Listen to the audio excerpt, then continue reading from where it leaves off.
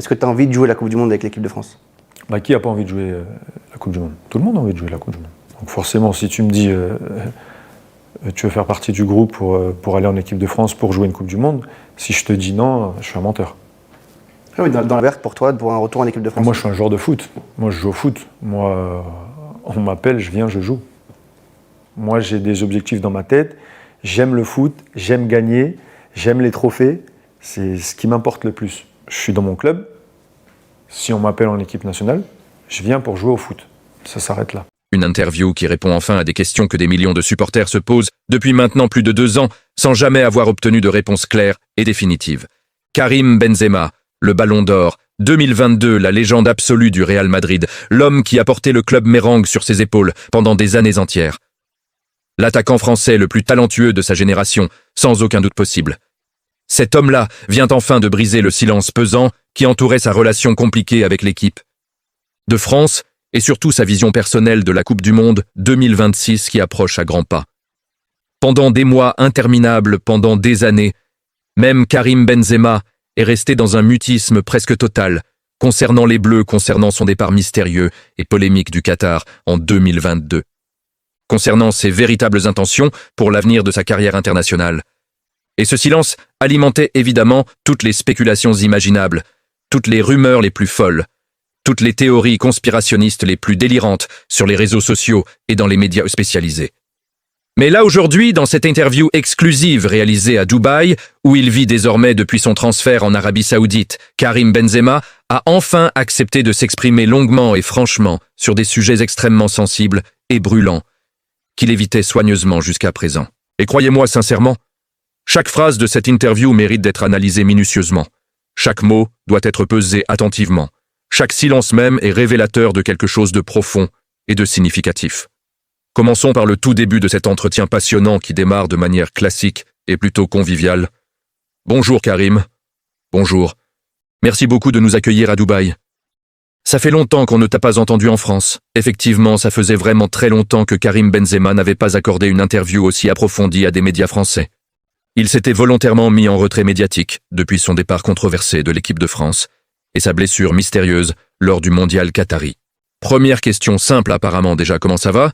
Est-ce que tu peux nous donner tes nouvelles? Et la réponse de Benzema est directe et rassurante. Ça va bien, très bien physiquement, mentalement, je me sens super bien. Vous remarquez qu'il insiste sur les 2 dimensions essentielles pour un footballeur professionnel, de haut niveau, le physique évidemment, mais aussi et surtout le mental, qui est parfois encore plus important que les capacités athlétiques pures. Karim Benzema veut faire passer un message clair dès le début de cette interview. Contrairement à ce que certains pourraient penser ou espérer malicieusement, il n'est pas un joueur fini physiquement. Il n'est pas démoralisé mentalement par son exil doré en Arabie Saoudite, non. Il se sent au contraire super bien dans sa tête et dans son corps. Il est encore capable de performer au plus haut niveau international si l'occasion se présente à lui. Ensuite vient une question sur son bilan après 2 ans et demi passés à Al Ittihad, en Arabie Saoudite. Un championnat que beaucoup en Europe considèrent encore avec mépris et condescendance comme une ligue de retraités dorés où les stars européennes viennent finir leur carrière tranquillement en ramassant des millions de dollars sans vraiment se fatiguer sportivement. Quel bilan tu fais de tes 2 ans et demi, quasiment à Al Ittihad? Et là Benzema répond avec une honnêteté brutale et rafraîchissante. Très bien des débuts, un peu difficile, parce que pour moi c'était un changement radical sur le plan football. Il reconnaît ouvertement, sans fausse fierté, que l'adaptation n'a pas été facile initialement, que passer du Real Madrid champion d'Europe à Al Ittihad en Arabie Saoudite représentait effectivement un changement radical et déstabilisant. Un autre football, un autre état d'esprit, donc une première saison, vu mon niveau moyen, très moyen personnellement. Regardez comme il est dur avec lui-même, comme il refuse de se trouver des excuses faciles. Il admet publiquement que sa première saison en Arabie Saoudite était de niveau moyen, voire très moyen, selon ses propres standards d'excellence habituels. Ça montre une lucidité impressionnante et une capacité d'autocritique rare chez les grands champions qui ont souvent tendance à se voiler la face ou à rejeter la faute sur les autres quand les choses ne se passent pas comme prévu. Et une deuxième saison très bonne, je dirais, où j'ai retrouvé de très bonnes sensations avec une très bonne équipe et de très bons joueurs. Donc après une période d'adaptation difficile mais normale, Benzema a retrouvé son meilleur niveau lors de sa 2e saison saoudienne, il a retrouvé ses sensations footballistiques qui font de lui un des meilleurs attaquants de sa génération. Il a bénéficié aussi de l'arrivée de joueurs de qualité supérieure qui ont élevé le niveau général de son équipe et du championnat dans son ensemble. Le journaliste enchaîne alors avec une question sur la légitimité du championnat saoudien qui fait débat en Europe. Ce n'était pas forcément le cas quand tu es arrivé. Mais est-ce que tu ne trouves pas qu'aujourd'hui, le championnat saoudien a prouvé sa légitimité en termes de niveau de jeu, en termes d'intensité? C'est une question importante parce qu'elle touche à la crédibilité sportive de Benzema et de tous les joueurs européens qui ont fait le choix financièrement lucratif, mais sportivement risqué, de rejoindre l'Arabie Saoudite. Et Benzema défend clairement et fermement le niveau de son championnat actuel. Je pense qu'en 3 ans déjà, le football a évolué ici en Arabie, c'est plus physique, ça va plus vite. Il constate objectivement une amélioration notable et rapide de la qualité générale du championnat saoudien en seulement 3 années, grâce aux investissements massifs et à l'arrivée de nombreux joueurs et entraîneurs de classe mondiale. Ce n'est pas l'Europe, mais ce n'est pas à des étages tout en bas de l'Europe, ce n'est pas vrai.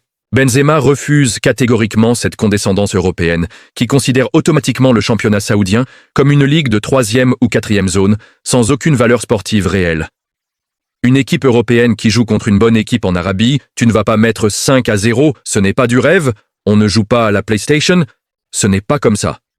Il utilise des images très parlantes pour faire comprendre que le niveau est bien plus élevé que ce que les Européens arrogants imaginent dans leur supériorité.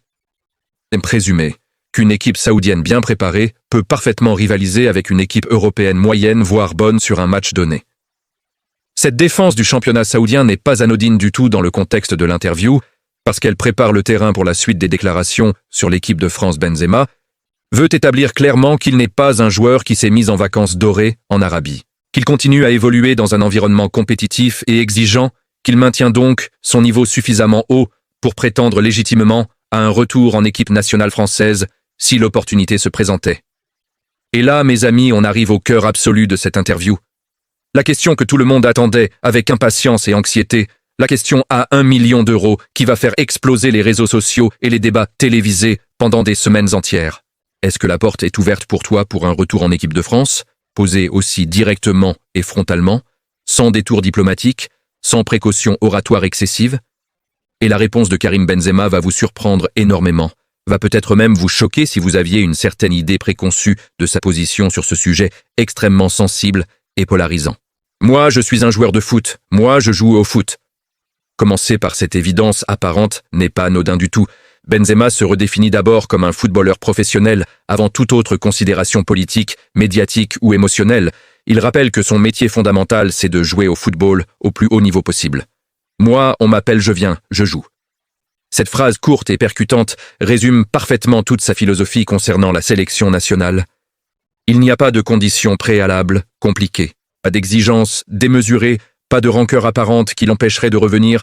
Si le sélectionneur de l'équipe de France l'appelle officiellement, il viendra répondre présent et il jouera simplement au football.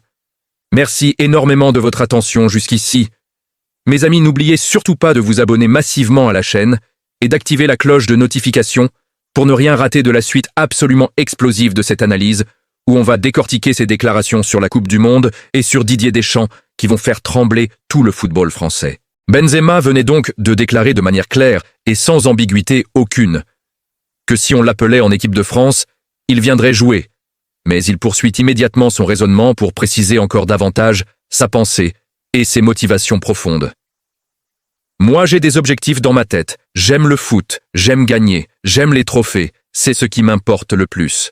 Vous voyez ici la mentalité absolue d'un champion de très haut niveau international qui ne joue pas au football pour la gloire personnelle ou pour l'argent facile, mais qui est véritablement animé par cette soif insatiable de victoire et de trophées collectifs qui définit tous les plus grands joueurs de l'histoire du football mondial.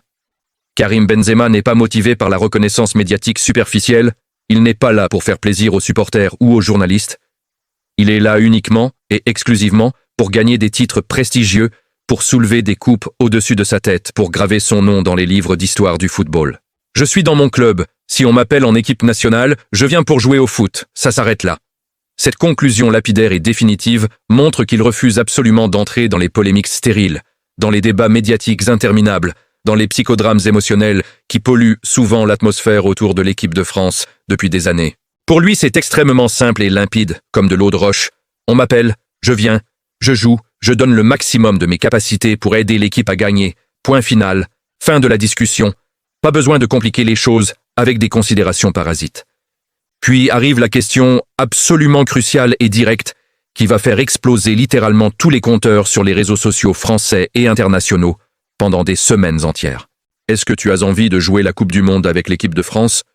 Posé aussi frontalement sans détour diplomatique possible, sans échappatoire rhétorique envisageable, Benzema est mis face à ses véritables désirs et ambitions concernant le mondial 2026 qui approche inexorablement. Et sa réponse, mes amis, sa réponse va balayer définitivement toutes les rumeurs malveillantes, toutes les spéculations mensongères, toutes les théories conspirationnistes ridicules qui circulaient depuis des mois sur sa supposée absence totale d'envie de revenir en bleu. Qui n'a pas envie de jouer la Coupe du Monde? Tout le monde a envie de jouer la Coupe du Monde. Il commence par poser une évidence universelle que personne ne peut contester. Raisonnablement, la Coupe du Monde est le sommet absolu du football mondial, le rêve ultime de chaque footballeur professionnel depuis son enfance. La compétition qui transcende tous les championnats de clubs aussi prestigieux soient-ils. Forcément, si tu me dis que tu veux faire partie du groupe pour aller en équipe de France pour jouer une Coupe du Monde, si je te dis non, je suis un menteur. Là, c'est absolument énorme, comme déclaration explicite et sans équivoque possible. Karim Benzema affirme publiquement et officiellement qu'il serait un menteur s'il prétendait ne pas vouloir jouer la Coupe du Monde 2026 avec l'équipe de France. Un menteur. Vous vous rendez compte de la force de ce terme choisi délibérément? Il ne dit pas que ce serait exagéré ou faux, non?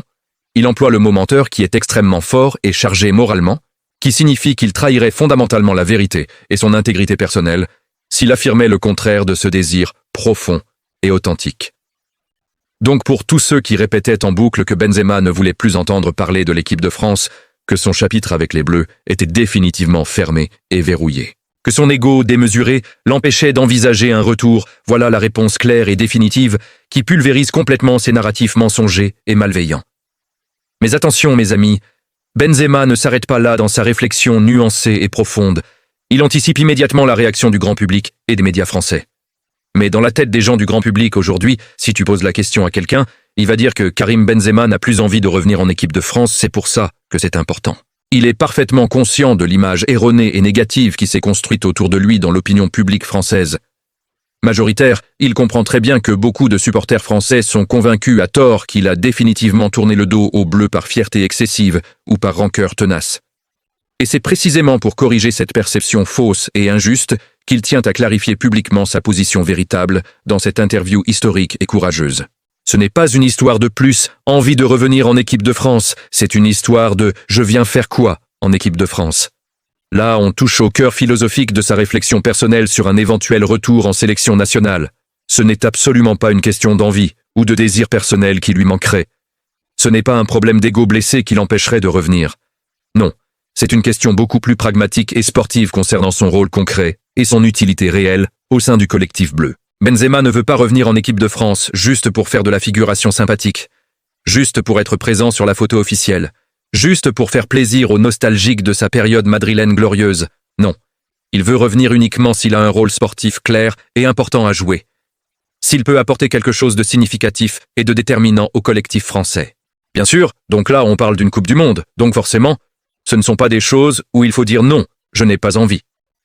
Il fait une distinction fondamentale et cruciale entre des rassemblements ordinaires sans grand enjeu et une Coupe du Monde qui représente l'événement suprême du football international. Parce que c'est mentir, dire non, je n'ai pas envie de jouer une Coupe du Monde.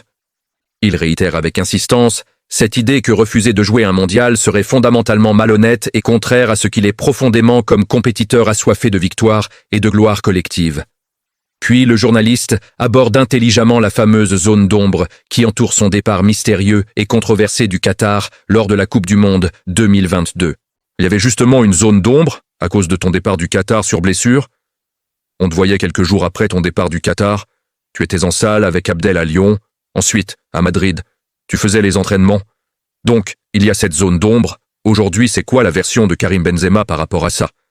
Cette question était absolument inévitable et nécessaire parce que toute l'ambiguïté et la polémique autour de Benzema et l'équipe de France trouvent leur source principale dans cet épisode trouble et incompréhensible du Qatar. Rappelez-vous le scénario surréaliste et kafkaïen de l'époque Benzema, qui se blesse mystérieusement quelques jours avant le début de la compétition mondiale, qui quitte le groupe français précipitamment pour rentrer en Europe, se faire soigner qui publie quelques jours plus tard des vidéos de lui s'entraînant apparemment sans problème physique majeur dans une salle de sport lyonnaise, puis à Madrid, ce qui a alimenté toutes les théories sur une brouille définitive avec Didier Deschamps, ou sur une blessure inventée de toutes pièces pour justifier un départ volontaire. Et quelle est la réponse de Benzema face à cette question brûlante et délicate qui le poursuit depuis maintenant plus de 2 ans? Je ne suis pas là pour alimenter, encore, c'est passé pour moi en fait. Je ne suis pas là-dedans, je ne suis pas là pour revenir, ça y est. C'est terminé, on ne va pas parler de ça pendant 30 ans en fait. Voilà une réponse qui va frustrer énormément tous ceux qui espéraient des révélations fracassantes sur ce qui s'est réellement passé dans les coulisses du Qatar. Tous ceux qui attendaient que Benzema balance enfin toute la vérité sur d'éventuels conflits avec Deschamps ou avec certains joueurs du groupe français. Benzema refuse catégoriquement et définitivement de rouvrir ce dossier douloureux et polémique. Il considère que cette histoire appartient désormais au passé révolu, qu'il n'y a aucun intérêt à ressasser indéfiniment ces événements troubles, qu'il faut avancer et regarder devant, plutôt que de ruminer éternellement en arrière. Cette position est respectable et compréhensible d'un certain point de vue, même si elle laisse évidemment planer toutes les zones d'ombre et toutes les interrogations légitimes sur ce qui s'est vraiment produit pendant ces jours mystérieux au Qatar. Le journaliste tente alors une autre approche pour faire parler Benzema sur son ressenti personnel concernant sa carrière internationale globale. Toi, tu as joué une Coupe du Monde en 2014, tu avais été performant exact. Finalement, c'est la seule que tu as faite. 2018, tu étais banni bien sûr. 2022, c'était ta blessure avec ta carrière. Tu as peut-être un goût d'inachevé en équipe nationale? Cette question touche à quelque chose de potentiellement douloureux et frustrant pour un joueur de l'immense calibre de Benzema. Avoir disputé une seule Coupe du Monde dans toute sa carrière, alors qu'il aurait dû en jouer 3 voire 4 s'il n'y avait pas eu l'affaire Valbuena et la blessure qatari, c'est objectivement un gâchis monumental et une injustice criante. Mais la réponse de Benzema va vous surprendre par sa sérénité apparente et son refus de s'apitoyer sur son sort. Ce n'est pas inachevé tous les joueurs qui viennent en équipe de France. On a envie de gagner les Coupes du Monde, on a envie de gagner l'Euro, mais inachevé, pourquoi? Il refuse ce terme d'inachevé qui suggérerait qu'il lui manque quelque chose de fondamental dans son palmarès ou dans son accomplissement personnel. Je n'ai pas joué pendant 6 ans, je suis revenu, j'ai gagné la Nation League, c'est comme ça, on a été à l'Euro. J'ai brillé, mais ça s'est mal passé, c'est la vie. Il fait le bilan factuel et dépassionné de son parcours chaotique, en équipe de France 6 années d'absence forcée à cause de l'affaire Valbuena. Un retour triomphal avec la victoire en Ligue des Nations. Une participation à l'Euro, où il a effectivement brillé individuellement, même si l'équipe n'est pas allée au bout. Et puis le fiasco qatarien, incompréhensible. Mais inachevé quoi, ça y est. Moi, j'ai gagné le Ballon d'Or, j'ai gagné des Champions League, j'ai kiffé au foot, je continue à kiffer au foot. Benzema refuse de se définir uniquement par ses performances ou ses échecs en équipe nationale française. Il considère que sa carrière globale est déjà extraordinairement accomplie et satisfaisante grâce à ses succès phénoménaux en club avec le Real Madrid, grâce à son Ballon d'Or largement mérité qui consacre son statut de meilleur joueur du monde à un moment donné. Grâce surtout au plaisir immense qu'il a pris et qu'il continue de prendre à pratiquer le football au plus haut niveau. Cette philosophie de vie est admirable et mature, elle montre un homme en paix avec lui-même, malgré les tempêtes médiatiques et les injustices subies, un champion qui refuse de se laisser définir par ce qu'il n'a pas accompli, plutôt que par tout ce qu'il a réalisé d'exceptionnel. Puis arrive une question absolument explosive qui fait le lien entre le présent de Benzema et un futur potentiel fascinant pour l'équipe de France. Il peut y avoir un vrai kiff bientôt en équipe de France. C'est que Zidane est annoncé pour être le prochain sélectionneur. Est-ce que là, pour le coup, ça ouvre la porte pour toi à un retour plus clair? Voilà une hypothèse qui fait rêver des millions de supporters français depuis des années maintenant. Zinedine Zidane devenant enfin sélectionneur de l'équipe de France après Didier Deschamps, et rappelant naturellement Karim Benzema, avec qui il entretient des liens privilégiés depuis l'époque madrilène glorieuse où ils ont tout gagné ensemble. La réponse de Benzema sur ce sujet brûlant va encore une fois vous surprendre par sa mesure et son refus de spéculer excessivement. Non, non, non, là on ne sait pas ce qui se passera. Si Zizou, un jour, il est sélectionneur de l'équipe de France, je lui souhaite le meilleur. Il refuse de lier automatiquement une éventuelle nomination de Zidane à son propre retour en équipe nationale. Il ne veut pas donner l'impression qu'il attendrait sagement et égoïstement que son mentor prenne les commandes pour daigner revenir en bleu. De toute façon, Zizou, il gagnera peu importe. Club, où tu veux, il gagnera, c'est le numéro 1 des coachs, Zizou. Pour moi. Là, Benzema exprime une confiance absolue et touchante en les capacités managériales exceptionnelles de Zinedine Zidane qu'il a pu observer de très près pendant plusieurs années au Real Madrid. Merci infiniment de m'avoir suivi jusqu'au bout de cette analyse complète et passionnante, mes amis. N'oubliez pas de partager massivement cette vidéo, de commenter pour me dire ce que vous pensez de ces révélations explosives de Benzema, et surtout abonnez-vous pour ne rien rater de mes prochaines analyses sur l'équipe de France et la Coupe du Monde 2026, qui s'annonce absolument historique et palpitante.